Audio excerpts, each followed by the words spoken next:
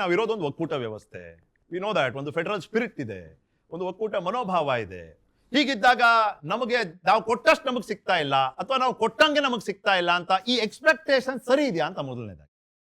ನಿಖಿಲ್ ಅವರೇ, ನೀವೇನೇ ಇಂಟ್ರೊಡಕ್ಷನ್ ಮಾಡ್ತಾ ಎರಡೂ ವಾದಗಳನ್ನ ಮಂಡಿಸಿದ್ರಿ. ಇಂತಹ ಪ್ರಶ್ನೆಗಳು ಕೇಳೋವಂಥದ್ದು ತಪ್ಪ? ಇಂತಹ ಪ್ರಶ್ನೆಗಳು ಕೇಳೋದಕ್ಕೆ ಒಂದು ಯಾವುದಾದ್ರೂ ಒಂದು ಫ್ಯಾಕ್ಚುಯಲ್ ಬೇಸಿಸ್ ಇದೆಯಾ ಇಲ್ವಾ ಅಂತಲೂ ಒಂದು ಪ್ರಶ್ನೆ ಕೇಳಿದ್ರೆ.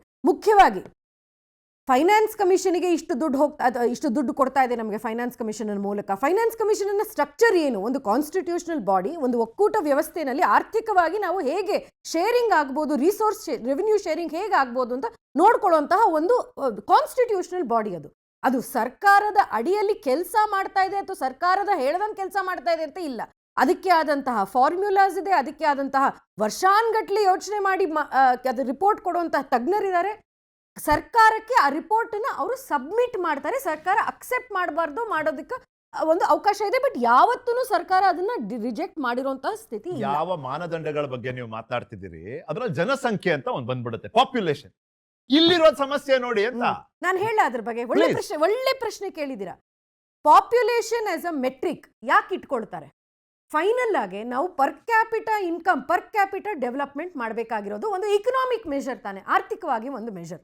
ನೀವು ಹೆಂಗ್ ಮೆಷರ್ ಮಾಡ್ತೀರೋ ಒಂದು ಪಾಪ್ಯುಲೇಷನ್ ಅದ್ರದ್ದು ಡೆವಲಪ್ಮೆಂಟ್ ಆಗಿದೆಯೋ ಇಲ್ವೋ ಅಂತ? 1% ಇನ್ಕಮ್ ಎಷ್ಟು as per the countries GDP, 1% income ಎಷ್ಟು ಅಂತ ನಾವು ಮೆಷರ್ ಮಾಡೋದಕ್ಕೆ ಸಾಧ್ಯ ಇರಬೇಕು. ಮತ್ತೆ ಡಿಸ್ಟ್ರಿಕ್ಟ್ ಲೆವೆಲ್ನಲ್ಲಿ ಡೇಟಾ ನಮ್ಗೆ ಇವತ್ತು ಇರೋವಂಥದ್ದು, district level per capita income data ನಮ್ಗೆ ಇರೋವಂಥದ್ದು.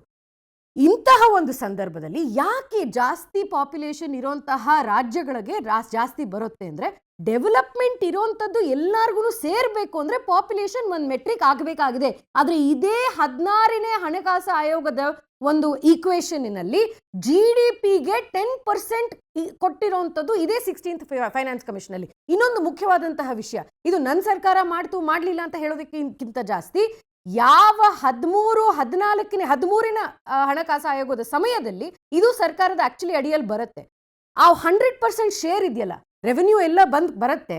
ಆ 100% ಶೇರಲ್ಲಿ ಎಷ್ಟು ರಾಜ್ಯಗಳಿಗೆ ಹೋಗುತ್ತೆ, ಎಷ್ಟು ಕೇಂದ್ರಕ್ಕೆ ಹೋಗುತ್ತೆ ಅಂತ ಶೇರ್ ಇದೆಯಲ್ಲ, ಅದು ಕೇವಲ 29% ಇದ್ದಿದ್ದು UPA ಸರ್ಕಾರದ ಅಡಿಯಲ್ಲಿ. ಅದನ್ನ ಜಾಸ್ತಿ ಮಾಡಿದ್ದು 32% ಇಂದ 42% ಜಾಸ್ತಿ ಮಾಡಿದ್ದು ಇದೇ ಪ್ರಧಾನಮಂತ್ರಿ ನರೇಂದ್ರ ಮೋದಿ ಅವರ ₹100 ಸರ್ಕಾರಕ್ಕೆ ಹೋದಾಗ ₹100 ಕೇವಲ 29 ಹೋಗ್ತಾ ಇತ್ತಲ್ಲ, ದುಡ್ಡು ಹೋಗ್ತಾ ಇತ್ತಲ್ಲ ರಾಜ್ಯಗಳಿಗೆ. ಇವತ್ತು 42 ಹೋಗ್ತಾ ಇದೆ, 41 ಹೋಗ್ತಾ ಇದೆ ರಾಜ್ಯಗಳಿಗೆ. ಇದು ದೊಡ್ಡ ಒಂದು ಇನ್ಕ್ರೀಸ್ ತಾನೆ. ಸಂತೋಷ, ನೀವು ಹೇಳಿದ್ ಕರೆಕ್ಟ್ ಇತ್ತು ಬಿಡಿ. ವ್ಯಕ್ತಿಗತ ಮಟ್ಟದಲ್ಲಿ ಪರ್ಸನಲ್ ಲೆವೆಲ್ ಅಲ್ಲಿ ಡೆವಲಪ್ಮೆಂಟ್ ಆಗ್ಬೇಕು, ಪರ್ಸೆಂಟ್ ಟು ಪರ್ಸೆಂಟ್ ಡೆವಲಪ್ಮೆಂಟ್ ಆಗ್ಬೇಕು, ಒಪ್ಪೋಣ. ಆದ್ರೆ ಇಲ್ಲಿ ಪಾಪ್ಯುಲೇಷನ್ ಏರಿಕೆ ಆಗ್ತಿರೋದು ಉತ್ತರ ರಾಜ್ಯಗಳದು, ಪಾಪ್ಯುಲೇಷನ್ ಅನ್ನ ನಿಯಂತ್ರಣ ಮಾಡಿರೋದು ದಕ್ಷಿಣ ರಾಜ್ಯಗಳು. ನೀವೇ ಹೇಳಿದ್ರಿ ಕೇಂದ್ರ ಸರ್ಕಾರದವರು ನಿಯಂತ್ರಣ ಮಾಡ್ರಪ್ಪ ಅಂತ. ನಾವು ನಿಯಂತ್ರಣ ಮಾಡಿದ್ವಿ, ನಮಗ್ ಶಿಕ್ಷೆ ಕೊಡ್ತಿದ್ದೀರಿ ನೀವು.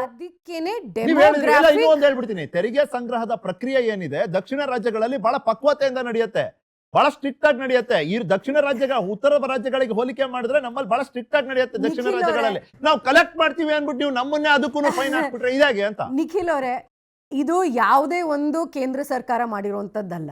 ಎಲ್ಲಾ ಕೇಂದ್ರ ಸರ್ಕಾರಗಳನ್ನು ಪಾಪ್ಯುಲೇಷನ್ ಕಂಟ್ರೋಲ್ ಮೆಷರ್ಸ್ ಅನ್ನ ತಂದಿರುವಂತದ್ದು. ಇದು ಬಿಜೆಪಿ ಮಾಡಿದ್ರು, ಕಾಂಗ್ರೆಸ್ ಮಾಡಿದ್ರು, ಥರ್ಡ್ ಫ್ರಂಟ್ ಮಾಡಿದ್ರು, ಕೇಂದ್ರ ಸರ್ಕಾರದ ಅದು ಪಾಲಿಸಿಯಾಗಿ ಒಂದು ಬೇಕಾಗಿರುವಂತದ್ದು. ನಮ್ದು ಪಾಪ್ಯುಲೇಷನ್ ಎಕ್ಸ್ಪ್ಲೋಷನ್ ಆಗ್ತಿರುವಂತಹ ಕಾರಣಕ್ಕಾಗಿ ಆ ಒಂದು ಪಾಪ್ಯುಲೇಷನ್ ಕಂಟ್ರೋಲ್ ಮೆಷರ್ಸ್ ಬೇಕಾಗಿದೆ ಅಂತ ಒಂದು ಸರ್ಕಾರ ತಗೊಂಡಿರುವಂತಹ ನಿರ್ಧಾರ. ಆದ್ರೆ ಹಂಗಂತ ಎಲ್ಲಿ ಪಾಪ್ಯುಲೇಷನ್ ಕಂಟ್ರೋಲ್ ಎಲ್ಲಿ ಮಾಡಕ್ಕಾಗ್ತಾ ಇಲ್ಲ, ಲೋ ಇಕನಾಮಿಕ್ ಇಂಡಿಕೇಟರ್ಸ್ ಇದೆಯಲ್ಲ, ಅಲ್ಲಿ ಪಾಪ್ಯುಲೇಷನ್ ಕಂಟ್ರೋಲ್ ಆಗ್ತಾ ಇಲ್ಲ.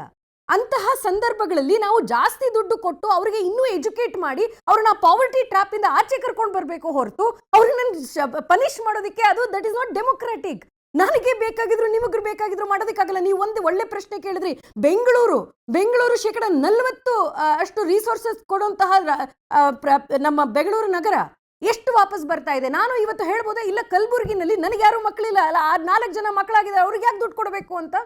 ಈ ಪ್ರಶ್ನೆ ಕೇಳೋದಕ್ಕೆ ನಮ್ಗೆ ಆ ಹಕ್ಕು ಅಧಿಕಾರ ಅನ್ಫಾರ್ಚುನೇಟ್ಲಿ ಇಲ್ಲ. ನಾವು ಇಂತಹ ಒಂದು ಈ ಆರ್ಗ್ಯುಮೆಂಟ್ ಅಲ್ಲಿ ಹೋಗ್ತಾ ಇದ್ರೆ ಮುಂದೆ ಬರೋದಿಲ್ಲ. ನಮ್ ಎಲ್ಲರ ಸ್ಥಿತಿ ಹೇಗಿರಬೇಕು ಇವತ್ತು ಅಂದ್ರೆ, ಎಷ್ಟು ಜನನಾಗತ್ತೋ ಅಷ್ಟು ಜನನ ಪಾವರ್ಟಿಯಿಂದ ಆಚೆ ಕರ್ಕೊಂಡು ಬರಬೇಕಾಗಿದೆ. ಎಜುಕೇಶನ್ ಇಂಡಿಕೇಟರ್ಸ್ ಜಾಸ್ತಿ ಆಗ್ಬೇಕಾಗಿದೆ, ಹೆಲ್ತ್ ಇಂಡಿಕೇಟರ್ಸ್ ಜಾಸ್ತಿ ಆಗ್ಬೇಕಾಗಿದೆ. ಹಂಗತ್ತ ಇದು ಸೌತ್ ನಾರ್ತ್ ಇದನ್ನ ನಾವು ನೋಡ್ತಾ ಇದೀವಲ್ಲ, ಇದನ್ನ ನಿಲ್ಲಿಸಬೇಕಾಗಿದೆ.